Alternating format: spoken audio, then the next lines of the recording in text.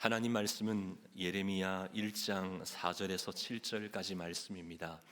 우리 말씀을 한 목소리로 같이 함께 말씀을 봉독합니다. 예레미야 1장 4절에서 7절입니다. 함께 봉독합니다. 여호와의 말씀이 내게 임하니라. 이르시되 내가 너를 모태에 짓기 전에 너를 알았고 네가 배에서 나오기 전에 너를 성별하였고 너를 여러 나라의 선지자로 세웠노라 하시기로 내가 이르되 슬프도소이다. 주 여호와여 보소서 나는 아이라 말할 줄을 알지 못하나이다 하니 여호와께서 내게 이르시되 너는 아이라 말하지 말고 내가 너를 누구에게 보내든지 너는 가며 내가 네게 무엇을 명령하든지 너는 말할지니라. 아멘. 살아계신 하나님 말씀입니다. 구약 성경에 나오는 많은 선지서들은 이사야, 예레미야, 에스겔, 다니엘서에 이어서 12 소선지서가 쭉 나오죠. 이 말씀들은 전부 두 가지 주제, 심판과 회복에 대한 말씀입니다. 그러다 보니 어떤 성경은, 어떤 선지서에는 심판의 내용이 참 많이 나오고요, 또 어떤 선지서에는 회복에 대한 말씀이 더 많은 분량을 차지하기도 한다는 것이죠. 하지만 이렇게 심판과 회복의 내용과 분량은 다르지만 다 모두가 함께 하나님께서 우리에게 주신 꼭 필요한 말씀인 줄 믿습니다. 왜냐하면 우리에게도 심판이 있고요, 또한 우리에게도 회복이 필요하기에 말씀이 너무나 필요하다는 겁니다.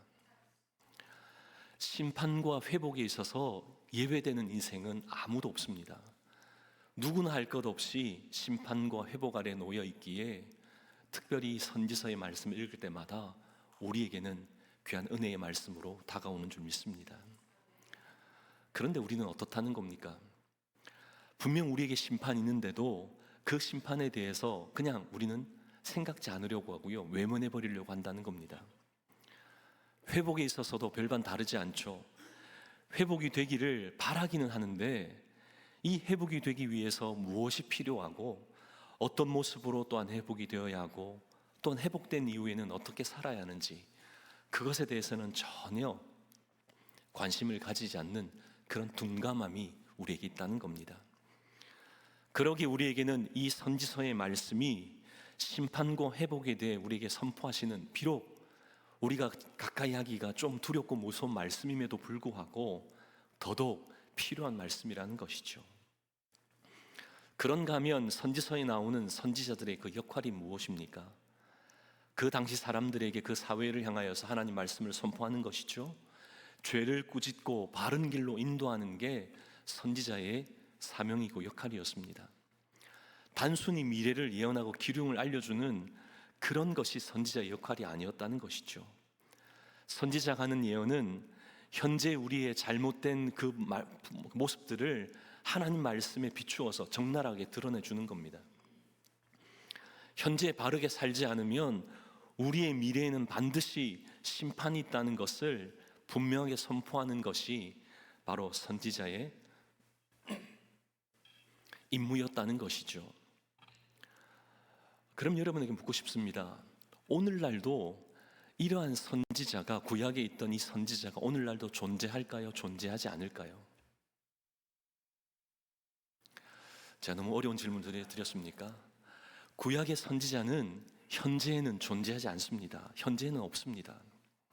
만약 누군가 자신이 선지자의 직분을 받았다 이렇게 말씀하시면 그냥 넘기시면 안 됩니다. 의심하면서 그분이 잘못된 신앙과 신학을 가지고 있다는 사실입니다.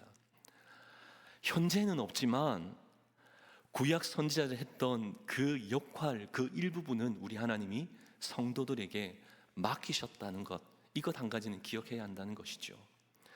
그러기에 우리 교회와 같이 성도들이 모여있는 교회는 세상과 또한 이 시대를 향한 선지자적인 그 사명은 우리가 감당해야 한다는 겁니다. 선지자는 존재하지 않지만 선지자가 감당했던 그 역할, 그 임무는 오늘날 교회에게 우리 하나님 주셨다는 겁니다. 왜냐하면 선지자가 하나님의 입, 눈, 그리고 마음을 대변하는 그 역할을 감당하기 때문이죠. 하나님이 우리를 자녀로 삼으셨다면 우리는 세상에 나갈 때 세상을 향하여 하나님의 입술이 되어야 하고 하나님의 눈길이 되어야 하고 하나님의 마음을 대언하는 그런 선지자적인 그런 사명을 감당해야 한다는 겁니다. 이런 일을 감당하도록 우리를 하나님의 자녀로 교회로 부르셨다는 것이 바로 우리에게는 복된 일이라는 겁니다. 이 복되고 감격스러운 일에 충성하는 저와 여러분 되기를 간절히 소망합니다. 그런가 하면 선지자는 아무나 또 그냥 그 일을 감당하는 것 결코 아니었습니다. 선지자는 소명을 받고 소명을 가지고 그 일을 감당했다는 것이죠. 그러다 보니 선지서에 나오는 말씀들을 보면 선지자들이 어떻게 소명받았는지를 분명히 말씀합니다. 이사야서에도 이사야가 소명받은 말씀이 나오고요, 에스겔서에도 에스겔이 어떻게 소명받았는지를 말씀합니다. 오늘 본문에서도 오늘 말씀의 주인공인 예레미야가 어떻게 소명받았는지를 분명 말씀하고 있는 것이죠. 오늘 말씀 4절을 보시면 여호와의 말씀이 내게 임하니라, 하나님의 말씀이 어느 날 예레미야에게 임했다는 겁니다. 근데 여러분 한번 생각해 보시죠. 예레미야가 어떤 사람이었기에 하나님 말씀이 그에게 임했다는 겁니까? 예레미야 1장 1절 말씀을 보면 예레미야가 어떤 사람이었다고 말씀합니까? 베냐민 땅 아나돗의 제사장들 중 힐기야의 아들이었다, 이렇게 소개하고 있습니다. 이게 무슨 말입니까? 보통은 누구의 아들이라고 하면 끝날 것을 왜 굳이 베냐민 땅 아나돗의 제사장들 중 힐기야의 아들, 이렇게 예레미야에 대해서 소개했을까요? 역사적으로 보면 다윗의 네 번째 아들이 아도니아였습니다. 이 아도니아가 솔로몬이 왕이 되자 반역을 일으키죠. 그 반역을 일으킬 때 아비아달이라고 하는 제사장이 그 반역에 동참을 합니다. 그러다가 반역에 실패를 하죠. 그러므로 말미암아 이 아비아달이라고 하는 제사장이 그 제사장직을 박탈당하고요, 그의 고향이었던 아나돗으로 추방을 당하게 됩니다. 그러기에 아나돗의 제사장이라고 하는 말은 유배당한 아비아달의 후손이다, 몰락하고 실패한 제사장이었다, 이 사실을 말씀하고 있는 겁니다. 예레미야가 실패하고 몰락한 그 제사장 가문의 아들이었다, 이 사실을 성경에서 언급하고 있다는 겁니다. 근데 하나님이 어떻게 하셨다고요? 이러한 예레미야에게 몰락하고 실패한 제사장 가문 중에 한 사람인 예레미야에게 하나님의 말씀이 임했다는 겁니다. 여러분, 이게 어떤 의미입니까? 하나님 말씀이 임했다는 것은 그에게 새로운 인생을 시작할 수 있는 기회를 주셨다, 우린 이렇게 해석할 수 있다는 것이죠. 만약 하나님 말씀이 예레미야에게 임하지 않았다면 그는 여전히 실패하고 몰락한 그 가문의 사람으로 살 수밖에 없다는 겁니다. 그는 하나님 말씀이 임함으로 그의 삶의 터닝포인트가 일어나는 그런 축복의 삶이 펼쳐지게 되었다는 것이죠. 부르심을 받은 선지자로서 신적인 권위를 가진 소명자로 새로운 길을 걷게 되었다는 겁니다. 여러분, 너무나 놀랍지 않습니까? 이렇게 하나님 말씀이 임하면 자신에게 주어진 소명을 발견하게 된다는 겁니다. 인생 역전이 일어나는 것이고요, 새로운 삶이 시작하는 그 계기가 되는 줄 믿습니다. 그러게 우리 또한 소망해야 되지 않겠습니까? 하나님 말씀이 임하면 우리의 삶에 새로운 지평이, 새로운 길이 열린다라고 하는 사실 때문에 여러분 막 가슴 설레이지 않습니까? 베드로도 마가복음 1장 17절 말씀을 보면 나를 따라오라, 내가 너희로 사람을 낚는 어부가 되게 하리라. 예수님의 말씀이 임함으로 그가 모든 것을 버리고 예수님을 따르는 제자가 되었다는 겁니다. 아브라함도 마찬가지였죠. 창세기 12장 1절 말씀을 보면 너는 너의 고향과 친척과 아비의 집을 떠나 내가 네게 보여줄 땅으로 가라. 하나님 말씀을 들었던 아브라함, 그는 그 말씀을 듣고 그 말씀을 따라 갈대아 우를 떠남으로 믿음의 조상이 되었다는 겁니다. 이처럼 한결같이 하나님의 사람들은 하나님의 말씀을 듣고 새로운 삶의 그런 지경이, 새로운 삶의 그 길들이 열렸다는 겁니다. 그렇다면 오늘도 우리는 꿈꿔야 하지 않을까요? 오늘 이 시간 들려주시는 이 말씀이 하나님이 내게 주시는 하나님 말씀으로 임하게 될 때 이런 동일한 역사가 일어날 줄 믿습니다. 그런가 하면 예레미야에게 임한 하나님의 말씀은 무엇이었습니까? 5절 말씀을 보면요, 세 가지로 나옵니다. 첫째는 내가 너를 알았다입니다. 내가 너를 모태에 짓기 전에 너를 알았고, 임신이 되기 전부터 하나님이 예레미야를 알고 계셨다는 겁니다. 여기서 알았다라고 하는 이 말, 알다라고 하는 이 말 히브리 원어는 야다입니다. 이 야다는 여자가 남자를 받아들임으로 말미암아 경험하여 아는 암, 사랑 관계 속에서 서로가 하나 되어 속속들이를 다 아는 것, 경험적으로 알게 되는 그 알미 바로 야다, 알았다라고 하는 그 의미죠. 그러니까 하나님께서 예레미야를 이 세상에 태어나기 전부터 우리 하나님 그를 사랑하셨고 사랑의 관계 속에서 그를 알고 우리 하나님이 작정하셨다는 겁니다. 이것을 다르게 표현하면 그냥 어쩌다가 이 세상에 존재한 사람이 예레미야가 아니다라는 겁니다. 태어나기 전부터 하나님은 예레미야를 사랑하셨고 하나님의 계획을 가지고 작정하시는 그런 사람이었다는 그런 의미죠. 그러게 사도 바울도 에베소서 1장 4절 말씀을 통해 우리의 구원에 관해서 말씀하실 때 뭐라고 선포합니까? 창세전에 그리스도 안에서 우리를 택하셨다. 하나님이 예수 그리스도 안에서 우리를 택하실 때가 창세전이었다는 겁니다. 여러분 너무나 놀랍지 않습니까? 또한 베드로도 베드로전서 1장 2절을 보면 우리의 구원이 하나님 아버지의 미리 아심을 따라 미리 아시는 역사 속에서 그 놀라운 구원이 이루어졌다는 겁니다. 그러기에 이 땅에 우리는 우연히 어쩌다가 존재하는 그런 저와 여러분이 아니라는 겁니다. 우리 하나님이 이미 계획하시고 작정하신 가운데 하나님 자녀로 이미 삼아 놓으신 가운데 우리가 이 땅 가운데 태어났다는 것이죠. 태어나기도 전에 이미 우리를 사랑하신 하나님, 그 하나님이 지금도 여전히 우리를 하나님의 자녀로 받아들이실 뿐만 아니라 사랑하고 계시는 줄 믿습니다. 둘째로 여호와에게 임한 하나님의 말씀은 내가 너를 성별하였다입니다. 네가 배에서 나오기 전에 너를 성별하였고, 우리 5절에 말씀하고 있잖아요. 여기서 성별하였다라고 하는 이 원어적인 의미를 보면 따로 분리해내었다, 분리해낸다 이런 의미입니다.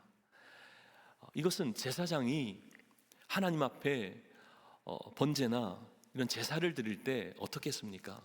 그냥 아무런 곡식이라든지 아무런 그런 제물들, 그 희생양을 가지고 하나 드리지 않았잖아요.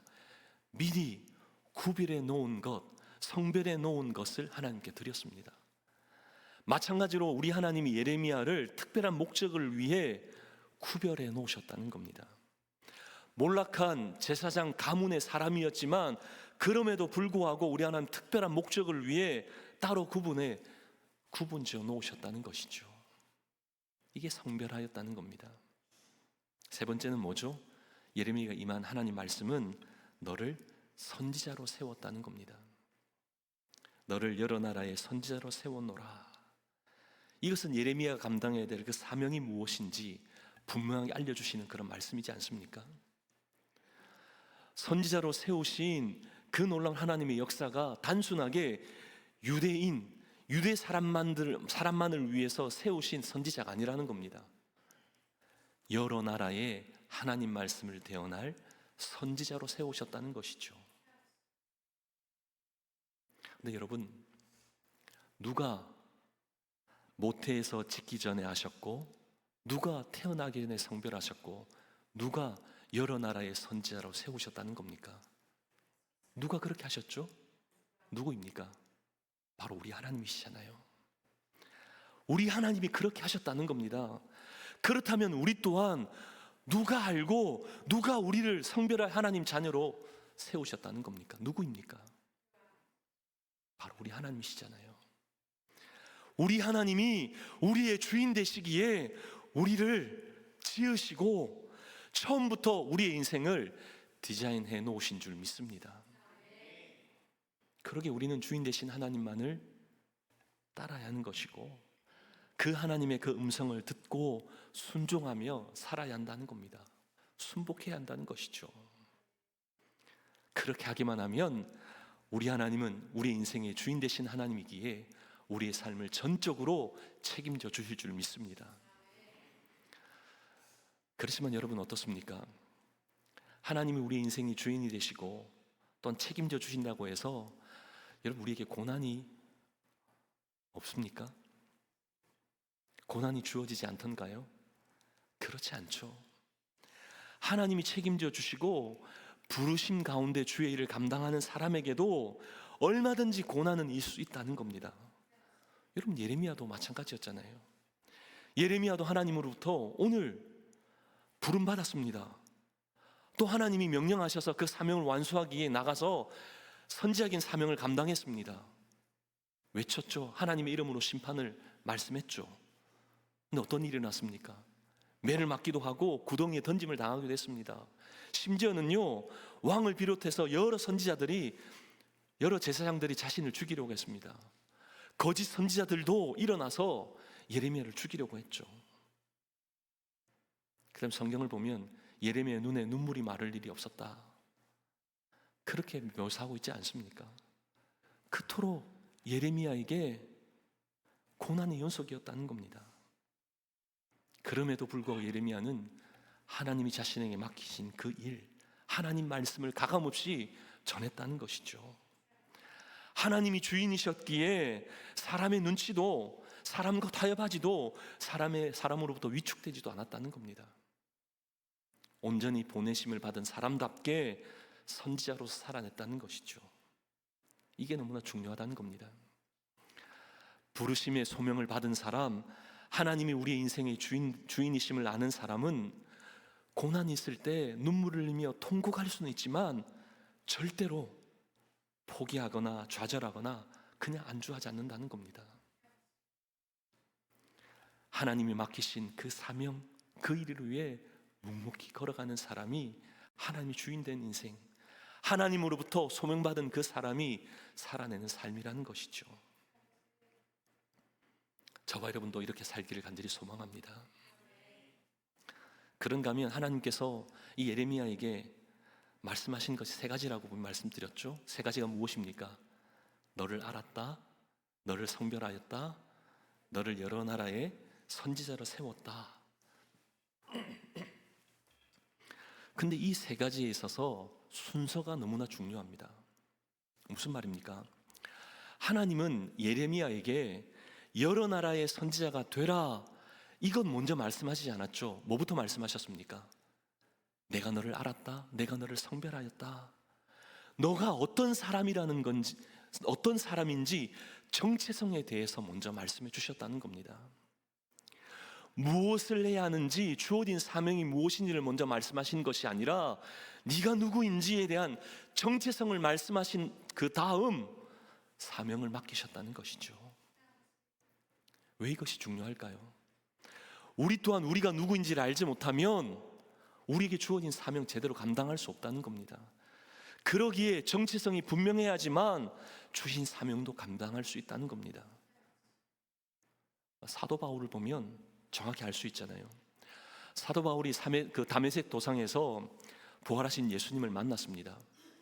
예수님을 만나고 나서 그 바울의 입술 속에 두 가지 질문이 나옵니다. 사도행전 22장 8절과 10절을 보면, 자막이나 한번 보시면요, 이 사도 바울이 먼저 뭐라고 부활하신 주 예수님께 물었습니까? 주님, 누구십니까? 누구냐라고 하는 그 정체성에 대해서 먼저 물었습니다. 그 다음에 물었던 질문이 뭐죠? 주님, 무엇을 하리까? 누구인지에 대해 묻고 난 다음, 그 다음에 무엇을 해야 하는지에 대한 사명을 물었다는 겁니다. 우리도 그러면 주님께 나갈 때마다 어떻게 해야 된다는 거죠? 내가 누구인지, 어떤 사람인지를 알고 그 다음 우리에게 주어진 사명을 깨닫게 될 때 온전히 하나님이 사용하시는 하나님의 사람 되는 줄 믿습니다. 그렇게 충성되게 우리는 쓰여지는 것이죠. 계속해서 오늘 말씀 6절을 보면 하나님의 말씀을 들었던 이 예레미야가 어떻게 반응합니까? 기뻐하고 즐거워했습니까? 아니죠. 6절 말씀을 보면 슬프도소이다. 예레미야는 왜 하나님의 음성을 듣고 슬퍼했다는 겁니까? 그것 또한 6절의 말씀을 보면 세 가지 이유 때문에 그렇다는 거죠. 첫째는 어린 나이 때문입니다. 나는 아이라 하나님 말씀을 대언해야 될 선지자로서 이 일을 감당하기에 나이가 너무 어렸다는 겁니다. 보통 정확한 나이는 나오지 않지만 대부분의 학자들은 한 20살 정도, 20살 초반의 그런 청년이었다라고 생각합니다. 이 젊은 청년이 하나님 말씀을 대한 이 선지자의 사명을 감당한다, 그것 자체가 얼마나 부담스럽기도 하고 또한 그 일을 맡기는 사람 또한 얼마나 부담스럽겠습니까? 여러분, 만약 상상 한번 해보시죠. 우리 교회에 20대 초반에 담임 목사가 부임한다, 여러분 어떻게 생각하시겠습니까? 할렐루야 아멘 그러신 분 계신가요? 아니잖아요. 그래도 좀 연배가 있고 하나님 말씀을 좀 제대로 대언하려고 하면 좀 경륜도 있으면 좋겠고 경험도 있고 어느 정도 좀 갖춘 그런 사람이었으면 좋겠다, 그런 생각이 있다는 겁니다. 근데 예레미야는 그렇지 못했다는 것이죠. 그러게 하나님이 부르신 그 소명 앞에서 슬프도소이다, 슬퍼했다는 겁니다. 두 번째는 또 말씀해 보면 말을 잘하지 못하기 때문이다. 이렇게 6절에는 두 가지 의미를 말씀하고 있습니다. 두 가지 이유 때문에 말할 줄을 알지 못하나이다. 선지자는 하나님 말씀을 그대로 대언하는 자잖아요.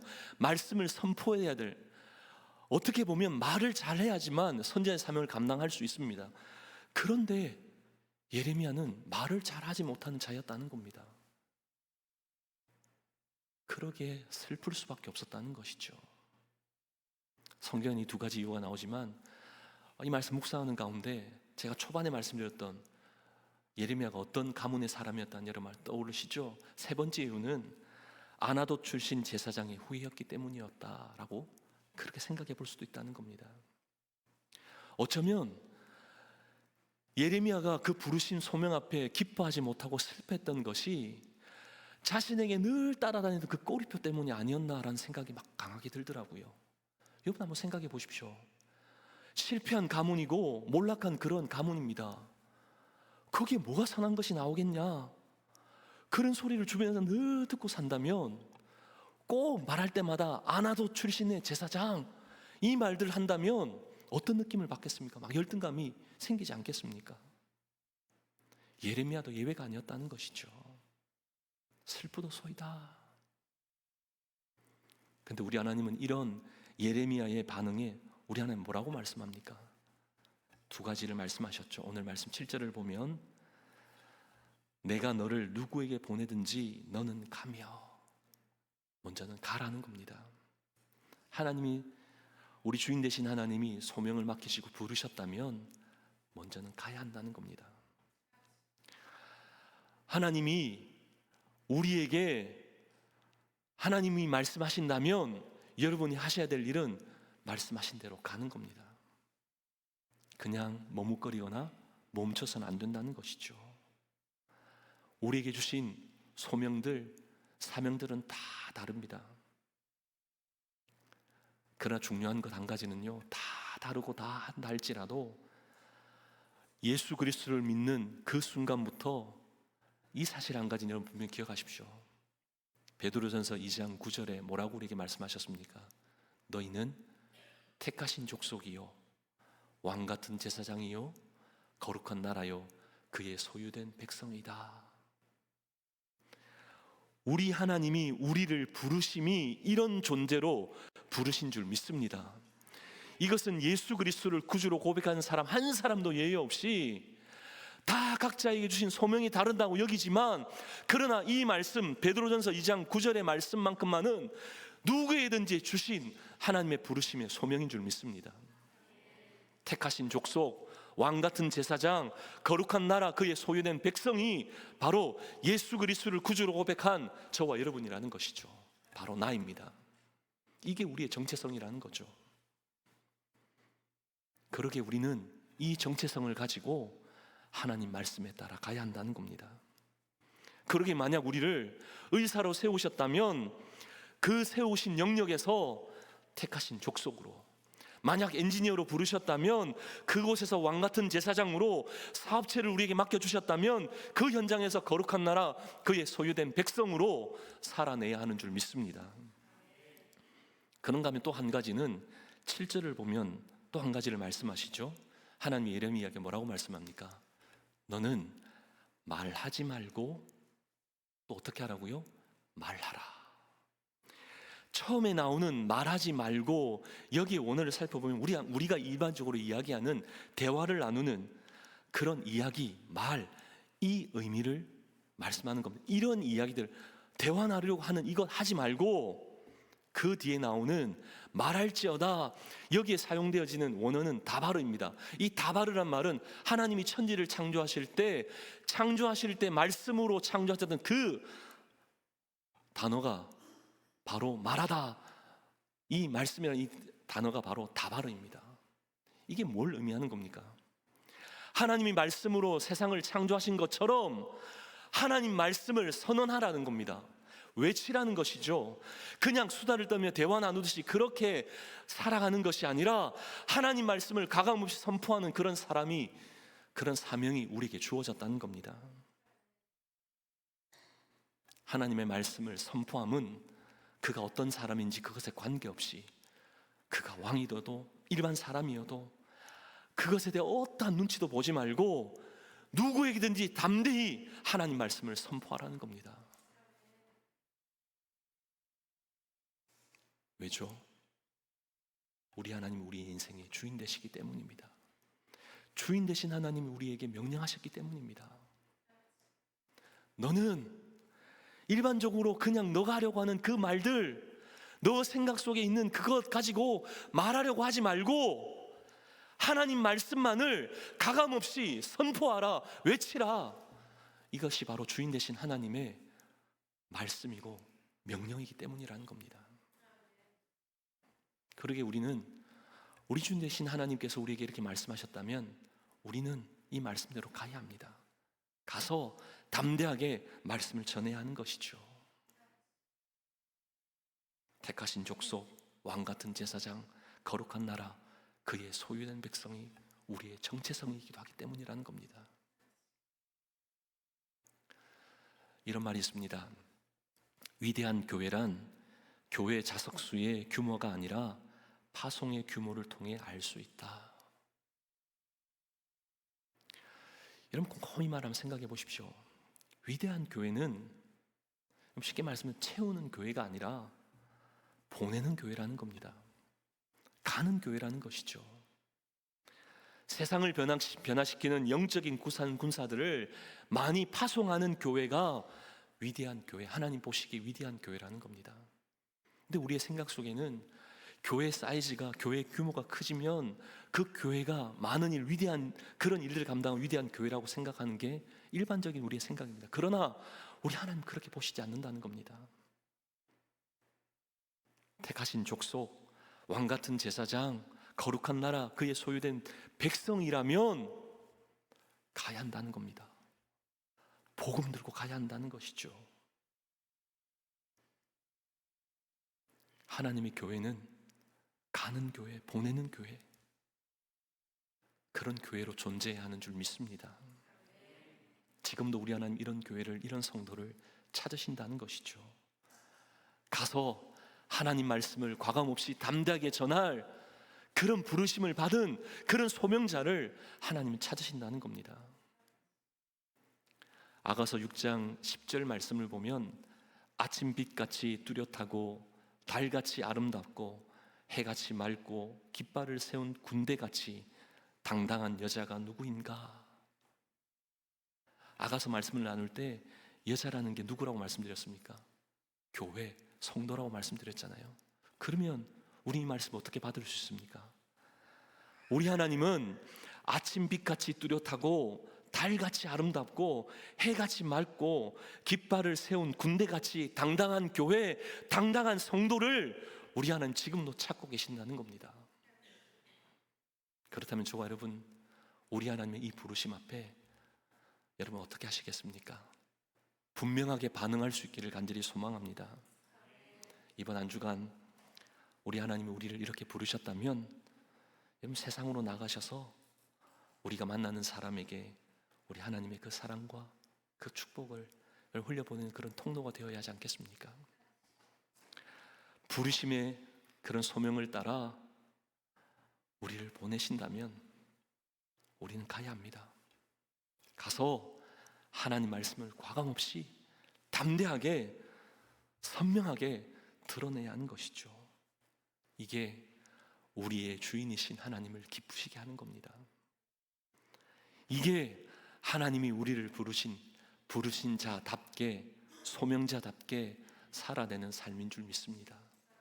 이번 한 주간이 그렇게 살아내므로 우리 하나님 앞에서 우리 다음 주 주님 존 앞에 나올 때 떳떳하게 당당하게 주님, 한 주간 이렇게 힘써 살아냈습니다. 주님, 만나는 이 시간이 우리에게 축복입니다. 은혜입니다. 감격입니다.